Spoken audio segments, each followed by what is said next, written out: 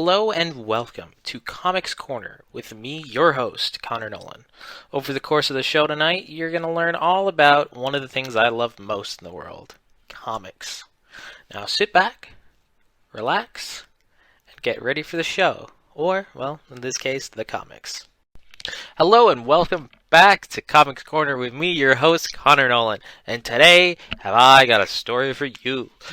If you remember from the last video, I said that we were going to get to DC at some point because the first three things that we talked about was Marvel Comics. But today, we have finally reached the point when we're going to start talking about DC. And I couldn't think of what else to put besides one of my favorite stories of all time, which is JLA The Nail. That's right, JLA The Nail, which is a three-part Elseworld comic. So, it was published under the title of JLA The Nail, or, well, technically, Justice League The Nail. And in case you haven't noticed, it is a DC Comics, and it was published in the year 1998, which, coincidentally, same year I was born. Other couple things to keep in mind, it was written by Alan Davis, and it had a sequel titled Another Nail, which was released in 2004, which was also written by Alan Davis. And that's pretty interesting because it's not often that Elseworlds books have sequels. They're usually just one and done. Just to explain what an Elseworld book is, before we get too much into it. Elseworlds are the alternate versions of the DC universe. So, say it's the DC universe, but one thing or multiple things are changed. Let's say, what if Hal Jordan didn't get the Green Lantern ring and actually Bruce Wayne got it? Well, guess what? That's an Elseworld book. Or what if the Kents didn't find Superman, but actually it was the Waynes, and then Clark Kent was actually Bruce Wayne, and then Superman was Batman. Yeah, that's also an Elseworld book, which we might do at some point in time, because it's a really interesting premise, but that's not what we're talking about. We're talking about The Nail today. So, we're going to talk about a couple of the main characters in this book. So, it is about the Justice League of America. So, for long-time comics fans, you're going to have sort of an idea of the characters that are involved in this story, but because it's an Elseworld book, the world has changed slightly. And the title, The Nail, will make a lot of sense when we get into the actual plot of the book. So, the main characters in this book are Aquaman, which, this is going to be fun. So, Aquaman, he's got super strength, durability, endurance, speed, agility, reflexes, senses. He can also telepathically contact and control all aquatic life. He also uses the Trident of Poseidon, which is a mystic trident. He is a master tactician. He is skilled in hand-to-hand combat, martial arts, and he can breathe underwater. Yeah. He's also the king of the seven seas, and that's kind of talked about in this story. Another important character is the Atom, who has the ability to shrink his body down to small levels. Smallest he can go is the subatomic level. He also can manipulate his weight to his advantage. He maintains the strength of a normal person in his smaller size. He's also a genius level intellect and has a PhD in physics. Then we have Batman, who's a genius level intellect. He's a detective. He's a martial artist, master, skilled hand-to-hand combat, tactician, strategist, field commander, and he uses high-tech gadgets. I can speak today, I promise. Then we have the Flash, who's got superhuman speed, reflexes, agility, stamina, endurance. He can also make himself intangible by phasing his molecules at high velocities. He can time travel. He can travel through dimensions. He can run faster than the speed of light. He's also can control electricity and lightning. It's not so much that he can control, it's like he can manipulate it and redirect it and stuff. He's also got accelerated healing, enhanced perceptions, senses, time manipulation, because I said that he, can travel in time, so he technically can manipulate time. And then he also has sonic shockwave projection. Basically, he can sonic boom because he's running so fast. Also, it's really important to keep in mind, in the nail, it is Barry Allen, not Wally West, because this came out in the 90s, and technically at that time in main DC continuity, Barry Allen was dead. But not in this story. In this story, it's Barry Allen. Then we have Green Lantern, who has the use of a power ring, which gives him flight, force field generation. He can also generate hard light constructs, and he has real-time translation of all languages. Also in this story, it's Hal Jordan. Not Kyle Rayner, not Guy Gardner, not Jon Stewart, Hal Jordan, who also, I'm pretty sure at this point in the comics, in the 90s, was dead, or the Spectre, or one of the two. Not really sure. Needless to say, the 90s were a really interesting time for comics. Another important person in this that doesn't get enough love, in my opinion, is Aquaman. She has a belt / a harness that's made of nth metal that, defies gravity. She's also got wings that she can fly around. She also has enhanced strength and reflexes, I want to say. Also, in some comics, she carries a mace and hits things with a mace, but not in the nail, from what I could tell. Or if it was brought up, it wasn't brought up often. I read through it again just to brush myself up, and the only time that I noticed a mace was in a display case in a museum. So I don't think that she specifically outright uses it. Then we have Martian Manhunter, who, he got superhuman strength, speed, stamina, metabolism, durability, superhuman vision, which includes Martian vision, heat vision, electromagnetic spectrum vision, microscopic vision, X-ray vision, night vision. He's also genius level intellect. He's got shapeshifting, invisibility, intangibility, regeneration, extended longevity, flight. He's got 9 Martian senses. They don't go into detail about them in this story, so I'm not going to go into detail about them because I don't know all of them off the top of my head. Telekinesis, telepathy, pain inducement, and astral projection. Literally, in my opinion, more powerful than Superman. But that's not a debate that I want to get into right now. Okay, the next major character that we get into is Wonder Woman. She's got superhuman strength, speed, stamina, durability, agility, dexterity, intelligence, and senses. She's also got flight, regeneration. Depending on which story she's in, she's added immortality. She's also got near invulnerability. She's a master tactician, strategist, field commander, master hand-to-hand combatant, and martial artist. She also sometimes has electrokinesis, which is the generation and manipulation of electricity. She also sometimes has divine energy manipulation and projection. She also utilizes the lasso of truth, indestructible bracelets, projectile tiara, sometimes a sword, a shield, and in some stories, an invisible jet. And the last major superhuman character that we're going to mention is Superman, who's got superhuman strength, speed, stamina, agility, durability, senses, and longevity.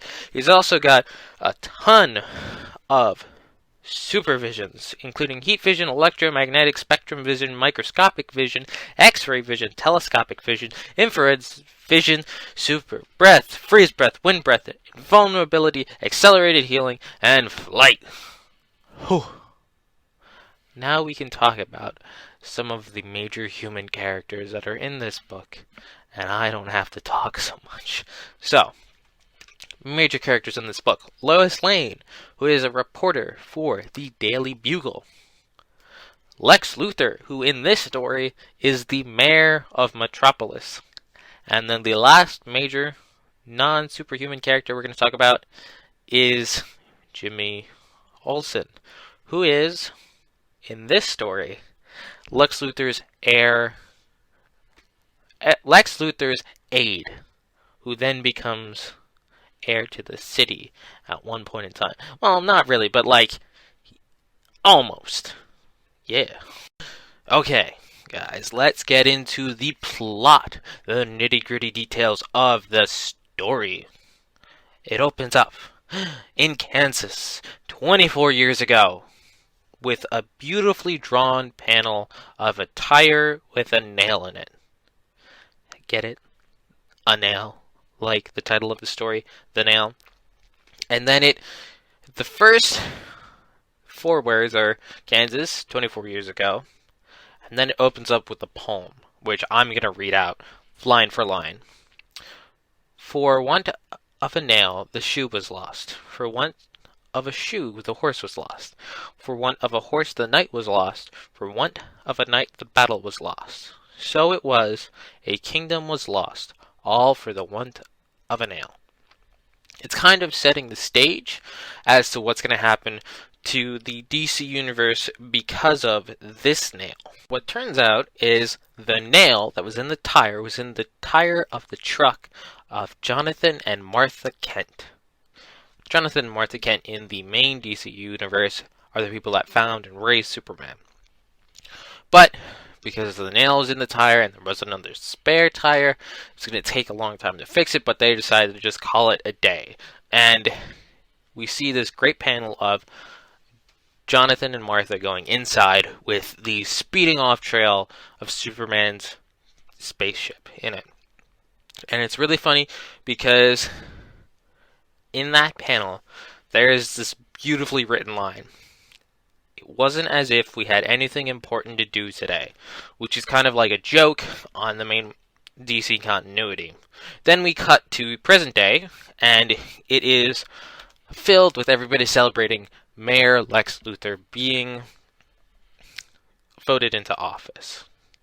And we see a little clip of Luthor talking about how he's going to deter metahuman crime and metahuman problems. And then we cut back to Perry White and his guest, Jimmy Olsen, who is the mayor's aide. And they're talking about how Olsen and Luthor are going to stop metahuman crime, kind of like outlaw vigilantes and metahumans, and Perry's talking to him about all the multiple times that Jimmy was given superpowers and how he used it. And then they talk about the JSA, which was the precursor to the Justice League, and we're seeing all of these random shots of battles fought between villains and heroes, and then we talk about the Justice League, and they're shown to us to be Wonder Woman, the Atom, the Flash, Aquaman, Hawkwoman, and Hawkman, Green Lantern, John Jones, which is Martian Manhunter, and Batman. And then they talk about another member, Green Arrow, and they're talking about how there was this epic fight between Amazo, the Justice League, and in that fight, Green Arrow was thrown and paralyzed from the waist down, and he also lost his right arm. And they're talking about it, and Green Arrow just goes crazy. He went straight up crazy, and they're talking about how all metahumans are alien invaders. And then we cut to the Justice League, which now consists of Martian Manhunter, Aquaman, Flash, Batman, Atom, Hawkwoman, because Hawkman also died in that fight with Amazo, but nobody wants to talk about it, and Hawkwoman makes sure to make that clearly known. Wonder Woman, and Green Lantern. If you noticed, Superman isn't there because Superman wasn't found by the Kents. And they're discussing about what to do, how to fix their image, how to get metahumans and vigilantes recognized as real heroes. And Batman just isn't having it. He's saying all of these ideas are stupid. But then Green Lantern's like, wait. I got an idea. How about we get someone to write good things about us? And he introduces Lois Lane, reporter. And then we cut to a plane that's flying above the North Atlantic, which holds the Outsiders. And they're talking about how Green Arrow has gone crazy, and they're kind of like, they have to go check on their one friend, Metamorpho. He's going to come up later. And then we cut back to the Justice League, and how Lois Lane is talking to them about what's going to happen. Batman's having none of it. He's having none of it. Like, it's like, this is the dumbest thing. We are heroes. We don't care. I don't care. I know what I'm doing is right. Criminals fear me, not regular people. Then we cut to Arkham Asylum, and Catwoman's talking to this doctor, psychologist, it's not really sure, it's not really certain, and she's talking to him, and then Arkham just explodes, and the Joker has escaped, and he's tearing the place up, and the bat signal is lighting. Then we cut back to the Justice League, and they're all kind of infighting, blah blah blah blah blah. Batman's belt goes beep beep beep beep beep beep. He whips out his bat communicator. Robin's like, ho ho ho, Arkham's broken up, we need to roll. And Batman's like, peace out, says absolutely nothing. They're like, oh, do you want help? He's like, nope, and runs away. And then we cut to this interesting scene between Lois and Green Lantern, and they're kind of talking, and he lands her down next to a rental car, and we see this beautifully written outlaw aliens scrawled into a utility pole. And they're really starting to hammer home that metahumans are aliens and they need to be locked up, which is really interesting because it's exactly the opposite of what happens in the main DC continuity. Then we see this really interesting exchange between Wonder Woman and Martian Manhunter, and they're just talking about how the state of things are, and he decides that he is going to retire a little bit. And she says, well, that's not really an option. And he's like, well, it is for someone that can become invisible, and he just disappears like a ghost. Then we cut to Central City with the Flash and the Atom, and they're kind of like talking about what's going on. We then see Aquaman and Aquaman talking, and he's talking about how he is a person of two worlds, the ocean and the surface. And she says, well, yeah, that's true, but your worlds are are cut off from each other by the surf, whereas I'm literally from another planet, and my husband was too, but he was killed, and no one seems to care. No one talks about it. And she's contemplating what she's going to do. Then we cut to a mansion with the Doom Patrol, who's kind of like the X-Men, but not really. Like, they were all human, all in accidents, and then there's a gas attack, and it's all knockout gas, and someone's fighting and destroying them, and then we see these armored guys come in and grab them. Then we cut to Arkham Asylum that's got a force field around it that doesn't let anyone in except for Batgirl and Robin, and then when Batman gets there, Batman. But he tells the two of them not to do anything. He tells them to stay. He will handle it by himself. Then we cut to Hal Jordan's apartment, recharging his ring. Things feel a little off. He goes to fly to help the Green Lanterns, and then he's cut off by a force field, and it's met with the arrival of Star Sapphire. And the two of them fight for a little bit. He tries to figure out what's going on with the force field, and then he notices Adam Strange, who is from another planet, and his decayed body is floating outside of the force field, almost as if his Zeta beam, which is basically just a really fancy teleporter, was stopped midstream outside of the bubble. And he's like, okay, well, let's see if I can break the whole bubble with my ring. Needless to say, it doesn't break. Then we cut back to Arkham Asylum. The Joker is in charge. He's making Catwoman fight everybody. She gets zapped. Batman comes in, and Joker's like, oh, you're late. So then they start fighting, but Joker gets the upper hand with his tech. Then Batgirl and Robin break in. And then this is one of the saddest points in this book. It gets really dark here. Joker uses his technology to crush Batgirl and Robin, and he makes Batman watch. Batman is crying. And I think this is one of the only books that I personally know of where Batman, as Batman, cries. Then we cut to Apocalypse, and they're talking about the New Genesis War, blah blah blah. It's not really important. That comes up later more in Another Nail. Catwoman wakes up from her beating and stops the Joker long enough so Batman can break free, and then Batman does something that is unthinkable. He kills the Joker, and it is filmed. And the first issue ends in this beautiful panel, and it is flames around with Arkham City, and the Joker is slumped over.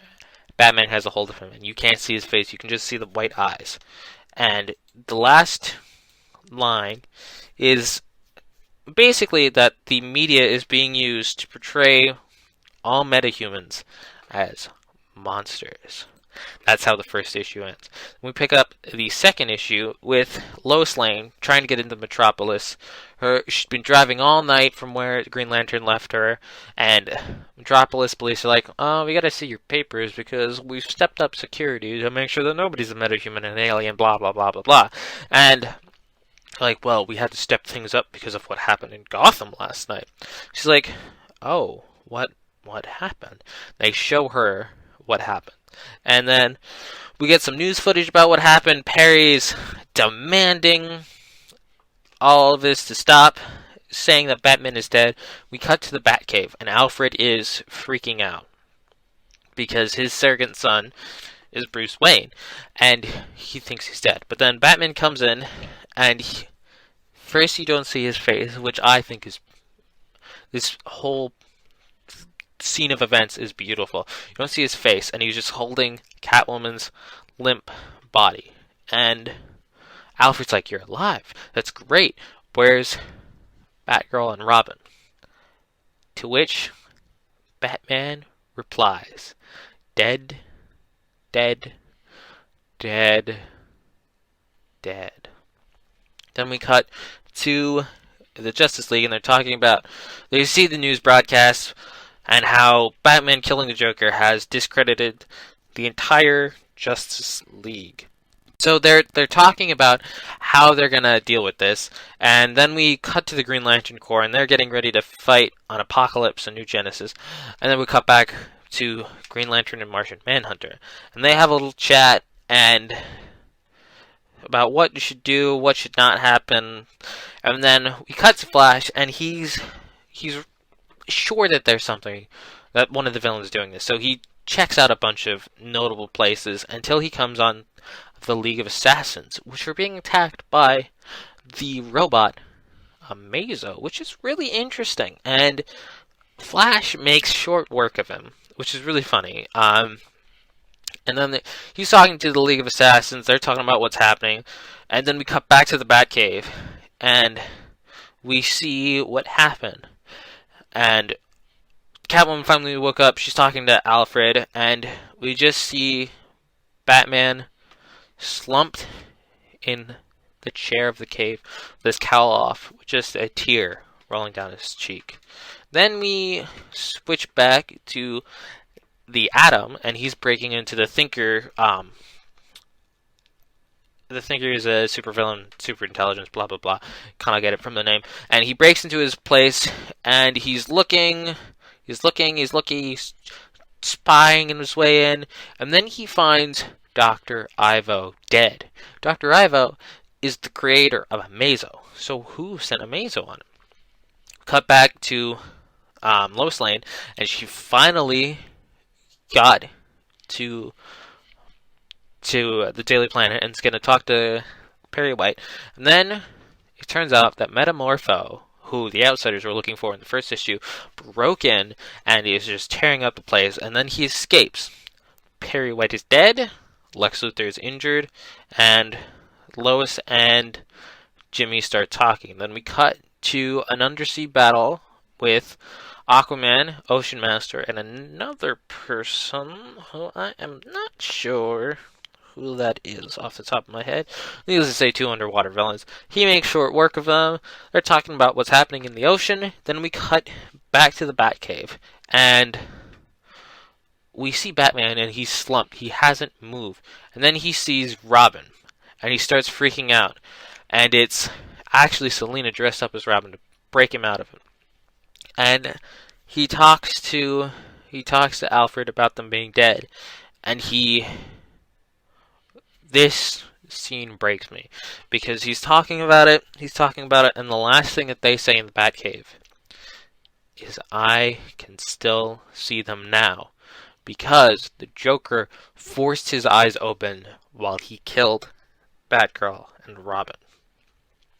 Then we switch back to space, and Green Lantern is trying to figure out how to break this force field, and he finds something that he thinks is generating the force field, but then the building explodes, and he's attacked by Major Disaster and Count Vertigo, and it makes, the way that they stage it and that it's filmed is it makes it look like Green Lantern blew up the buildings, because they are using, whoever is coming up with this idea is using the media to make superheroes look bad. Then we cut to the Arctic, where we find the Fortress of Solitude and a bunch of Kryptonian technology. And then we are introduced, then we see all of the Outsiders defeated by someone in the shadow. And then we switch back to Lois Lane, and she's looking at this metahuman research facility where she meets Dr. Lana Lang, who gives her a card that says Kent's Farm, Organic for Health, with the truth written on it. Then we switch back to LexCorp Tower, and Metamorpho breaks in. Then this woman, who is actually Martian Manhunter in disguise, goes up and flies up to him, and Metamorpho is literally disintegrating. And he tells them that he was forced to kill everyone. And then we see this great shot. Martian Manhunter is cradling what's left of Metamorpho, which is actually pretty much just a puddle at this point. And these guys in robot suits come up to him, and he just tears into them. He destroys them. And he says one of my favorite lines in this whole book. "I called Rex Mason, who was Metamorpho, a friend. He was a good man. His power was not a gift, but a curse. Yet he still devoted his life to helping humankind." And he notices, before he kills anyone, he doesn't end up killing. He almost wanted to. He wanted to, because his friend is dead because of these people. He notices that the guys' suits were built by LexCorp. And then we cut back to Smallville and Lois Lane and the Kents, and they're actually housing a couple metahumans. And we see Martian Manhunter. He's figured out what's happening, and then he gets taken out by something in the shadows that looks like a star, which makes you think it's Starro, which is the original villain that the Justice League fought, but it's not actually Starro. Then we start off the third issue with the Magic Society of DC. So we got Doctor Strange, Deadman, the Spectre, Phantom Stranger, Estragon. They're all talking about what's happening. Then we cut to Wonder Woman at the White House, and she's waiting to talk to the president. She's talking to a couple people. She goes to leave, and then the White House explodes. She goes to look for survivors, and then she is attacked by the Metal Men, who are just robots in this continuity. She makes short work of them, and then she's stopped by this guy in a black suit. And then we cut to Lex Luthor, who reveals that he made an army of super robots called the Liberators, which are the people in the black suits that stop Wonder Woman. And then we cut to the museum that Carter Hall, who's Hawkman, founded, and we see Aquaman in there, and then on his plaque it says alien scum, and she goes to leave. She gets about to get into her spaceship, and then she says, "Don't look back," and she notices a fire that's going on. She swoops in without even hesitating and saves 2 kids, and she returns the kids to her parents, and then she gets almost arrested by police, and all of the citizens say, "If you want to get to her, you have to go through me." And she says, "Thank you," and goes to fly off, but then she's stopped by a liberator. Then we cut to the Batcave, and they're looking at the plans of the metahuman facility, and Batman is like, "I'm going to go in. I'm going to go by myself." And Selina's like, and Catwoman's like, "No, you're not." And he just brings up the fact that it was his fault that Batgirl and Robin died. Then we see Green Lantern break into this facility, and he's flying through. Then he gets taken out. He puts up a decent fight, but then he gets taken out by 3 liberators, and then it turns out that they are actually clones synthesized from DNA from Kryptonian technology. So they're basically Bizarro. And then we cut back to Lois and Jimmy, and they're talking about it. She forces Jimmy at gunpoint to take her to Lex Luthor. It turns out Lex Luthor's being mind controlled. And then we see the star creature, which is actually Crypto, which she then proceeds to shoot because it's pretty weird looking stuff. And then the gun gets melted by Jimmy. Then we cut back to the facility with the Flash and the Atom, and they go to break in. They're making good progress, and then they're stopped by Liberators. Then the Liberator is shot with an energy beam from Batman and Batwoman, who was originally Catwoman, but now she's Batwoman. And they're fighting off Liberators. Jimmy goes into this big monologue about how they found the Kryptonian DNA, blah, blah, blah. Crypto was the last thing that they made, but even he's disintegrating. And then he said, "Now there's only Jimmy Olsen." And then he switches into Kryptonian garb, and it's almost as if he'd been possessed by something, and he sees the Liberators being stopped by Batman and Batwoman, and they're just wrecking them. And Jimmy's freaking out.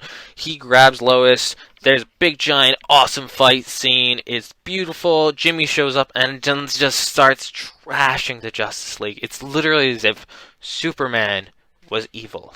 By far one of my favorite things. Martian Manhunter is giving him a good run for his money, and then he gets blasted in the face with heat vision. And then Green Lantern fights him, and he putting up a decent fight. Then Batman, but Green Lantern loses. Then Batman shows up with his laser pistol, and he zaps her. It doesn't do anything. Jimmy then steals. It's not certain, but I'm thinking that he's just controlling the device on Batwoman's arm, and he freezes her. And Batman starts screaming, "Not again! I won't do that. I'm not." He's just like, "No, I'm not gonna watch someone else I love die."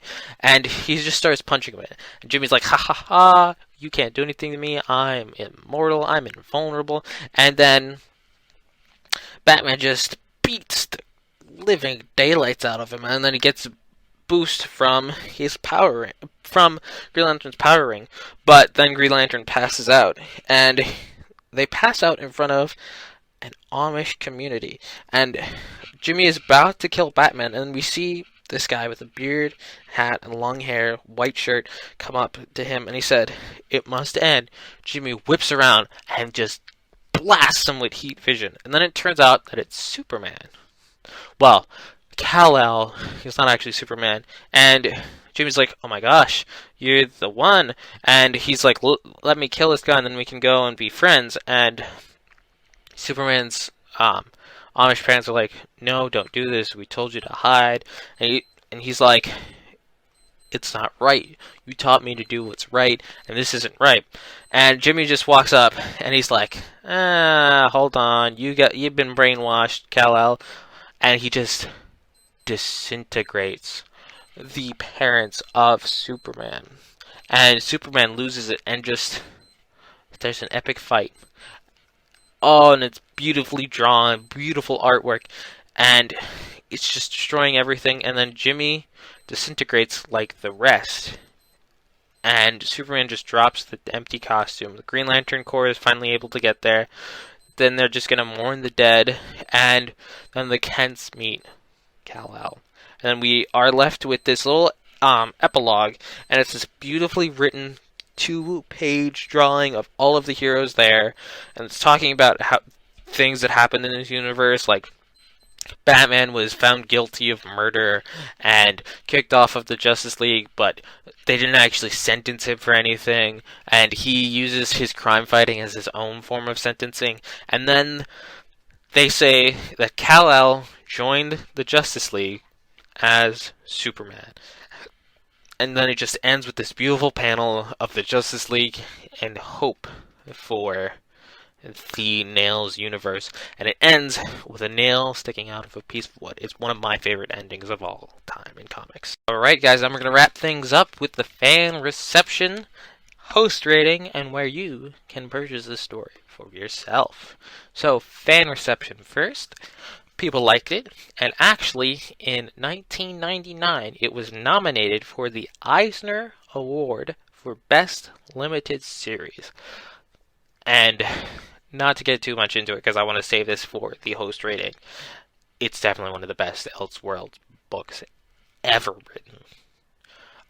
So where to purchase it? It is available in trades that actually, there was a trade from 1998, and then in 2017 they released another trade that had both the nail and another nail in it. Beautiful. You can find them on Amazon. I'm pretty sure you can find it on Barnes & Nobles too. And you can also find it in single issues if you look hard enough at local comic book stores and other online comic book retailers. So now we're going to move into the part where I personally give my rating for this. And after a lot of consideration, I thought about this a lot. Like, I was tearing myself up thinking about this. I'm going to give it an 8. Now, why am I going to give it an 8? Let me tell you. I love Elseworld books, just to start off. I love seeing different versions of continuities, different things changed in reality. And this is by far one of the best Elseworld books, in my opinion. It also has a sequel, so that, bumps it up so we get to see it more times. But there is a reason that I'm only giving it an 8, and that's because there are a couple characters that I feel like are underutilized, a couple characters that are overutilized. All in all, I love it. It is probably in my top 5 favorite Elseworlds book, but there is definitely one that I personally can think of that I would rank above this. And honestly, I probably will end up doing it on the show. So, leave in the comments what you think that is, and what other Elseworld books I should do in the future. Yeah, but that's all from me. I'll talk to you guys more next time. Thanks so much for listening to Comics Corner with me, Connor Nolan. If you like what you heard today, why don't you tell your friends about it and share it all around? And if you have any suggestions for what comics should be next on the show, leave a comment down below. And remember, comics are king.